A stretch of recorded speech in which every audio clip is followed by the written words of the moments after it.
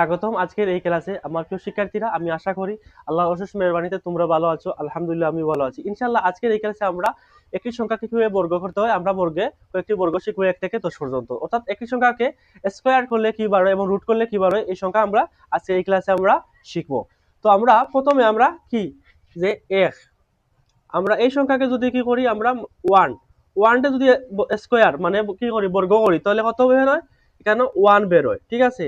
তারপর আমরা এই যে 2 কে যদি আমরা কি করি স্কয়ার করি তো 2 দুগুণে কত 4।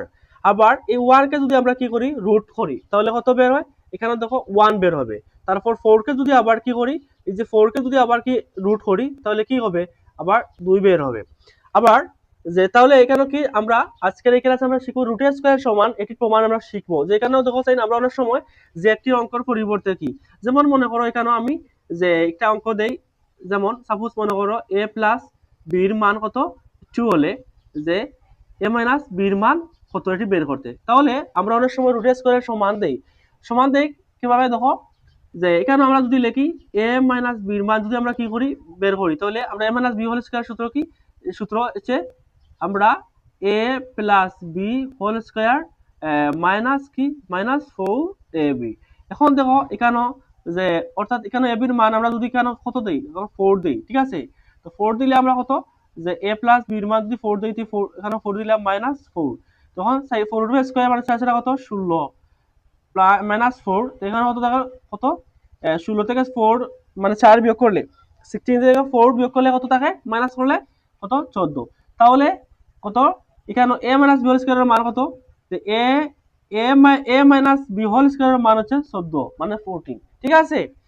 তো এখন আমরা এখানে a মাইনাস b এটির পরিবর্তে যে স্কয়ার আছে স্কয়ারের পরিবর্তে কি দিতে পারি আমরা স্কয়ারের পরিবর্তে আমরা কি রুট দিতে পারি। রুটের স্কয়ারে কি সমান, তোমরা বিষয়টা বুঝতে পেরেছো। এই যে এটা সংখ্যাকে কিভাবে যে স্কয়ার পরিবর্তে রুট দিলে রুট দেওয়া যায়, ঠিক আছে।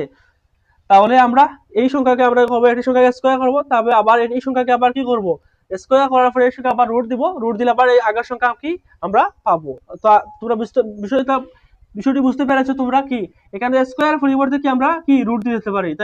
তাহলে কি দিলো যে রুটে স্কয়ারে কিটা রুটে স্কয়ারে সমান, এখানে যে রুটে যে স্কয়ারে কি সমান রুট সমান স্কয়ার, আবার স্কয়ার সমান কি স্কয়ার সমান যে রুট, ঠিক আছে। তাহলে আমরা 1 কে স্কয়ার দিলে কত 1, 2 এর উপরে যদি স্কয়ার দিই কত 4, তারপর 3 এর যদি স্কয়ার দিই 3 3 কত 9, আবার 9 এ যদি আমরা রুট করি তাহলে কতবার বের হবে 3।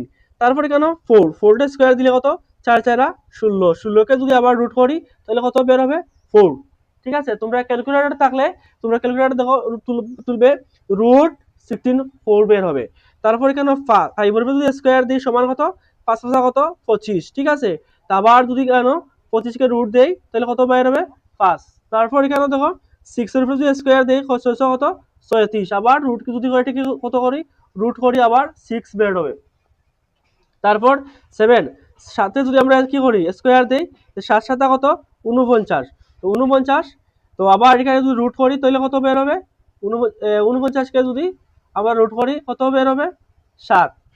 এখন আবার কত 8, 8 এ যদি আমরা কি করি স্কয়ার দিই 8 টা কত 64, আবার এটিকে যদি আমরা কি করি যে রুট করি যে কত 64 কত বাড়বে কত 8, আমরা 8 পাবো মানে 8, ঠিক আছে।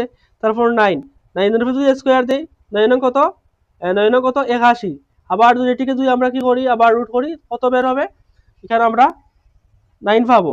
আবার যদি 10 কে যদি আবার কি স্কয়ার করি 10 10 কত 100, আবার এটিকে যদি আবার কি করি যে আবার রুট করি রুট 100 মানে 100 কত বের হবে কত 10।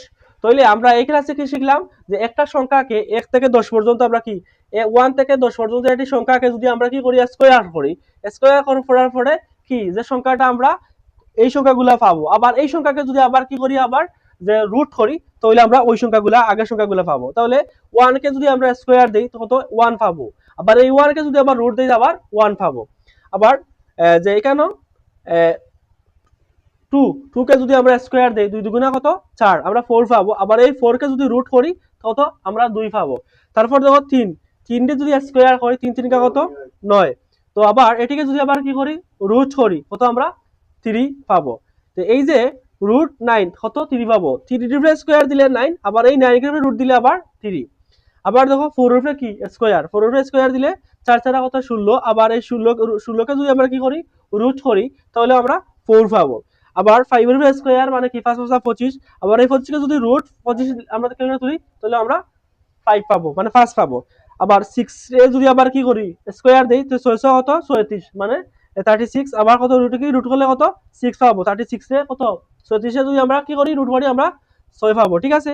আবার 7 এ যদি আমরা কি স্কয়ার করি মানে 7 এ যদি স্কয়ার করি 7 7 কত 49 মানে 49, তাহলে কত এটিকে যদি আমরা রুট করি কি পাবো আমরা 7 পাবো মানে 7, ঠিক আছে। আবার আর 8 কে যদি আমরা স্কয়ার করি আর এটা কত 64, আবার এটিকে যদি আবার কি করি যে রুট করি তাহলে কত আবার সেম 8 পাবো। 90 স্কয়ার যদি করি 9 নং কত 81, ঠিক আছে 81 আমরা। আবার এটিকে যদি আবার 81 রুট করি তাহলে কত 9 পাবো। তারপর যে 10 কে যদি মানে 10 কে যদি স্কয়ার দেই কত 100 মানে 100, আবার একে যদি রুট 100 মানে 100 দেই কত আমরা 10 পাবো। তো তোমরা এই ক্লাসে আমরা শিখেছি যে একটা সংখ্যাকে স্কয়ার করলে কোন সংখ্যা পাবো, আবার এই সংখ্যাকে রুট করলে আবার কি পাবো। আমি 1 থেকে 10 পর্যন্ত কি আমি কি করেছি আমি বের করেছি, ঠিক আছে। তো তোমরা বুঝতে পেরেছো যে আমরা অঙ্ক m প্লাস b এর মান যদি 4 দিয়ে তাই b এর মান কত, তো b এর মান আমরা এখানে প্রশ্ন দিয়েছে, ঠিক আছে। আমি একটা অঙ্ক উদাহরণ এক্সাম্পল হিসেবে আমি তোমাদেরকে বোঝার জন্য দিয়েছি। তারপরে আমরা a মাইনাস b এর মান বের করব। a মাইনাস b এর মান কি a plus b whole square minus 4ab, তো ab এর মান কেন কত 4 দিয়েছি, আমি কেন 4 বসেছি, তারপরে স্কয়ার মাইনাস 4, ঠিক আছে। সূত্র 4 এর স্কয়ার মানে সাইজটা কত 16 মাইনাস 4, 16 থেকে 4 বিয়োগ করলে কত 14। তো এই 14 তে বের হচ্ছে কত a minus b whole square এর মান, a minus b whole square এর মান হচ্ছে কি 14। তাহলে আমাদের কি বলেছে a মাইনাস b এর মান বের করতাম, তাহলে অতএব কি অতএব m মাইনাস b ইকুয়াল ও যে স্কয়ার আছে স্কয়ারের পরিবর্তে কি দিয়েছি রুট দিয়েছি। তো আগে বলেছি যে রুটের স্কয়ার কি সমান থাকে, তো কিভাবে সমান থাকে কেন তো তোমাদেরকে বুঝেছি। তো তো আজকের ক্লাস এই পর্যন্ত, ইনশাআল্লাহ আমরা অন্য একটি ক্লাসে আমরা অন্য একটি বিষয় নিয়ে শিখবো। আজকের এই ক্লাস নিয়ে কমেন্টে তোমার মতামত জানাবে এবং ক্লাসটি ভালো লাগলে লাইক করবে এবং শেয়ার করবে, তোমার এই শেয়ারের কারণে অন্যরা শেখার সুযোগ পাবে। তো এতক্ষণ এই ক্লাস করার জন্য তোমাকে অনেক অনেক ধন্যবাদ। তো ইনশাআল্লাহ অন্য একটি ক্লাসে দেখা হবে, সে পর্যন্ত ভালো থাকো, সুস্থ থাকো এবং নিরাপদ থাকো এবং তোমার স্টাডি তুমি শান্তির মতো কন্টিনিউ করো। আল্লাহ হাফিজ।